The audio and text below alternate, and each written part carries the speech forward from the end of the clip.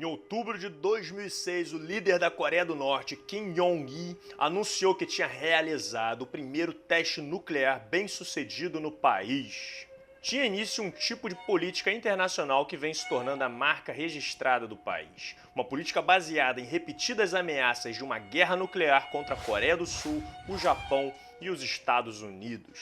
Ameaças um tanto suicidas, né? Já que, se fossem concretizadas, muito provavelmente levariam à destruição da própria Coreia do Norte por uma retaliação desses países. Mas o que leva um país a entrar de cabeça numa estratégia desse tipo? E qual o perigo real que a crise nuclear da Coreia do Norte traz para a região e para o resto do mundo?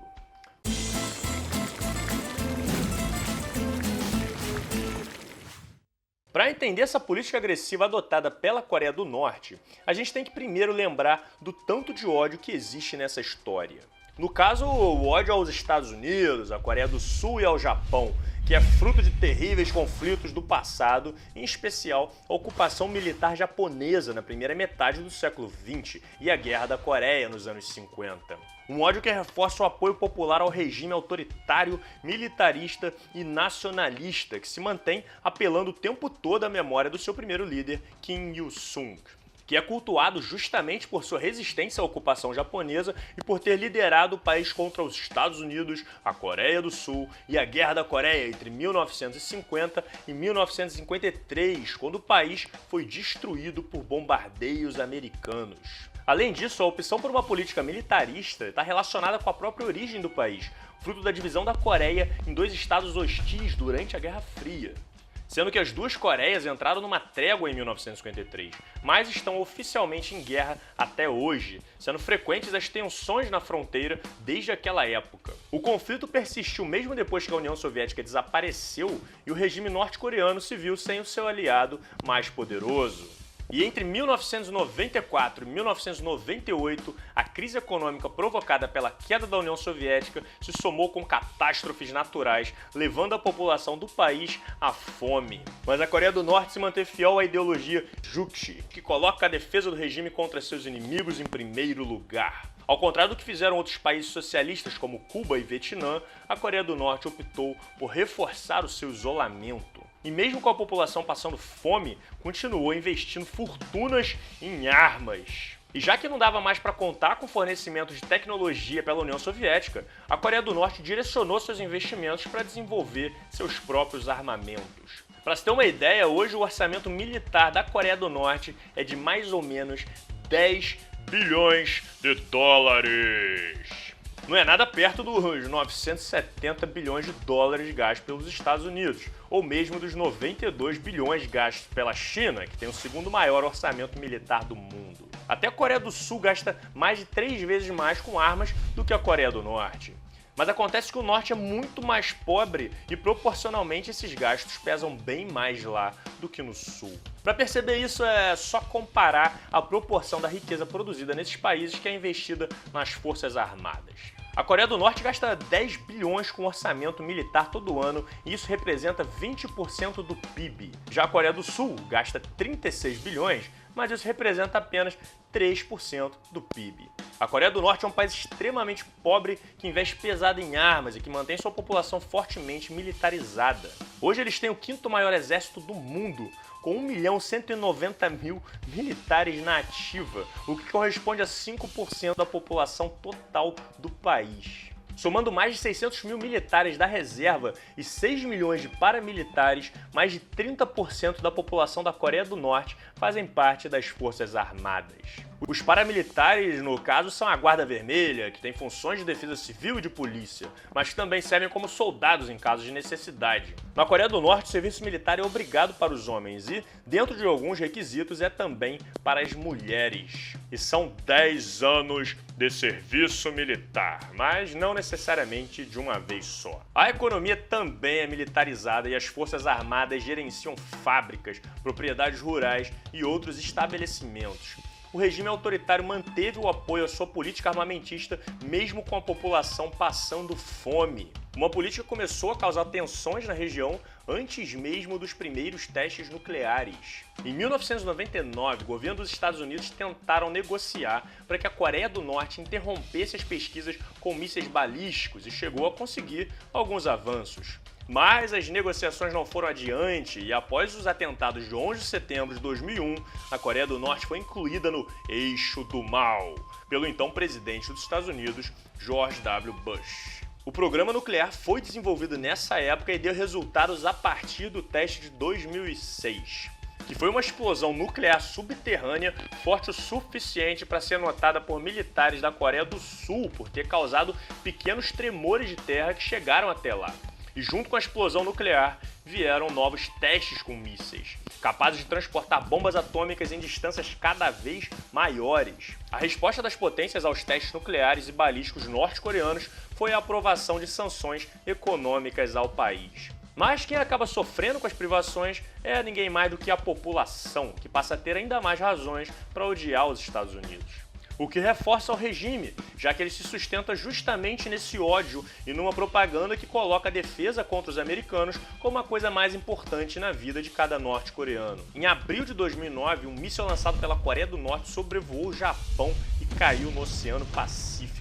A ONU respondeu com novas sanções, mas a Coreia do Norte abandonou as negociações e no mês seguinte realizou o segundo teste nuclear subterrâneo, muito mais potente que o primeiro. Outros testes foram feitos em 2013 e em 2016, sendo que neste último os norte-coreanos disseram que se tratava de uma bomba de hidrogênio, que pode ser dezenas de vezes mais destrutiva que uma arma nuclear convencional. Mas nesse caso, especialistas dizem que isso pode ter sido um blefe. De qualquer maneira, o que veio em seguida foram novas sanções da ONU e uma nova onda de ameaças da Coreia do Norte, que em março do ano passado anunciou ter conseguido miniaturizar uma ogiva termonuclear. Ou seja, eles afirmaram que são capazes de fabricar uma bomba de hidrogênio pequena o suficiente para caber num míssil.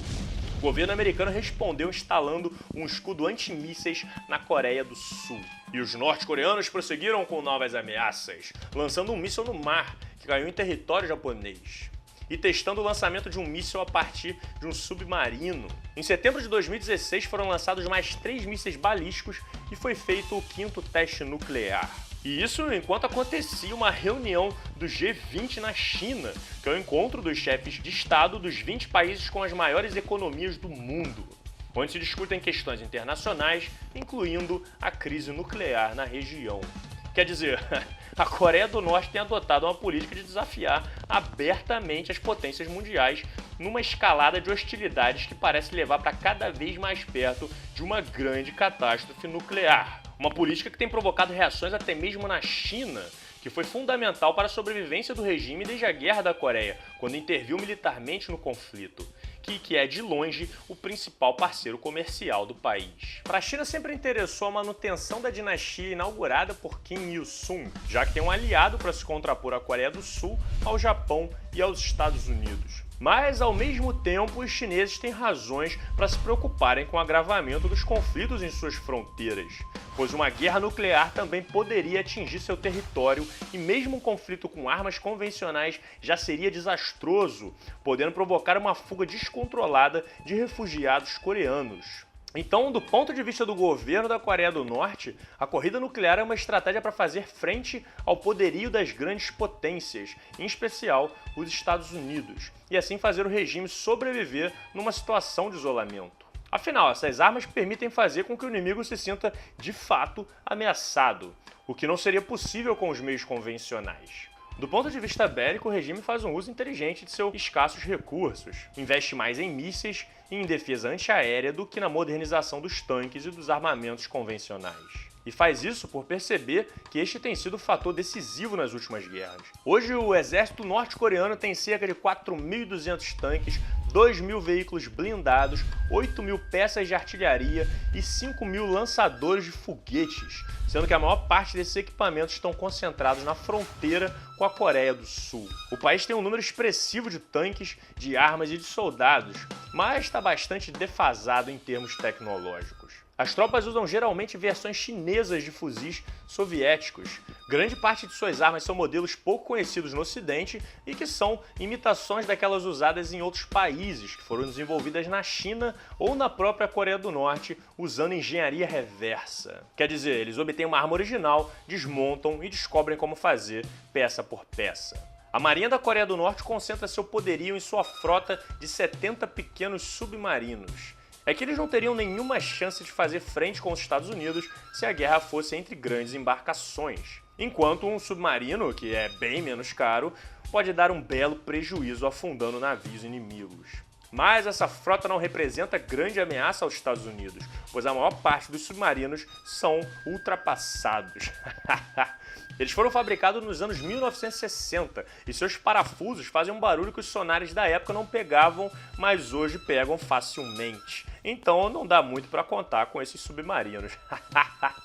A Força Aérea da Coreia do Norte tem mais ou menos 600 aviões de combate, sendo que muitos deles são versões chinesas de modelos soviéticos. Eles também têm uma série de drones que eles mesmos desenvolveram, além de sistemas antiaéreos com tecnologia russa, chinesa e iraniana. Quanto aos mísseis, o último projeto da Coreia do Norte é um míssil balístico intercontinental capaz de atingir até mesmo os Estados Unidos. Eles já apresentaram publicamente esse míssil, mas é possível que tenha sido uma maquete, ou seja, um blefe norte-coreano. Certeza mesmo é que eles têm mísseis capazes de atingir qualquer alvo na Coreia do Sul, no Japão e na ilha de Guam, onde existem bases militares americanas. E, para finalizar, eles já possuem pelo menos 10 ogivas nucleares.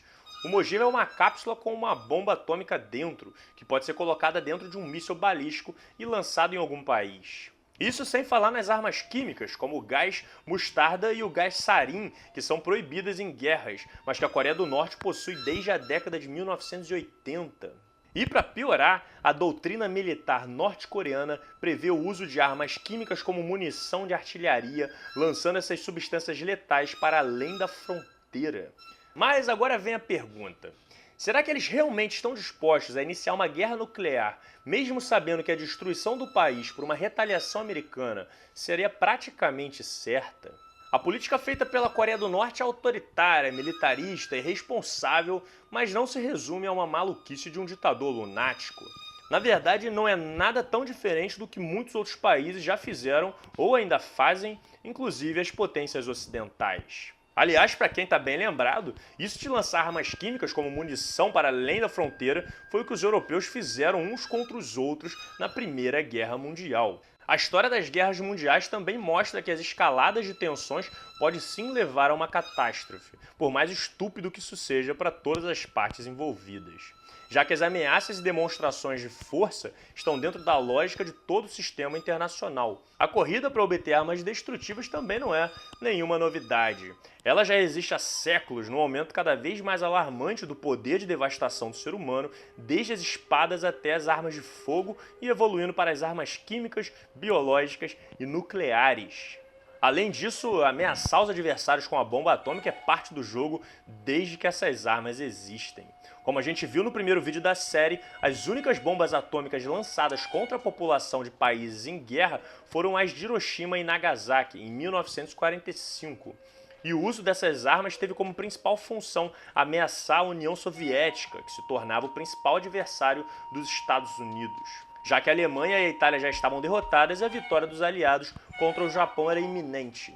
Depois disso, tivemos milhares de testes nucleares, com evacuação de população e sérios impactos sociais e ambientais, todos eles feitos para poder ameaçar os potenciais estados inimigos. E também tivemos um momento de muita tensão e de expectativa de um verdadeiro apocalipse causado por uma guerra nuclear de proporções mundiais entre Estados Unidos e União Soviética, como também de proporções regionais entre a Índia e o Paquistão. E não dá pra gente explicar o comportamento adotado por todos esses países pela loucura de seus líderes, por mais loucos que eles pareçam.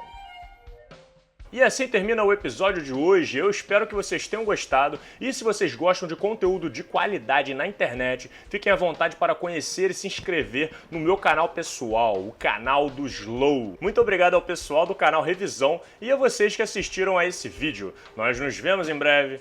Um grande abraço e valeu!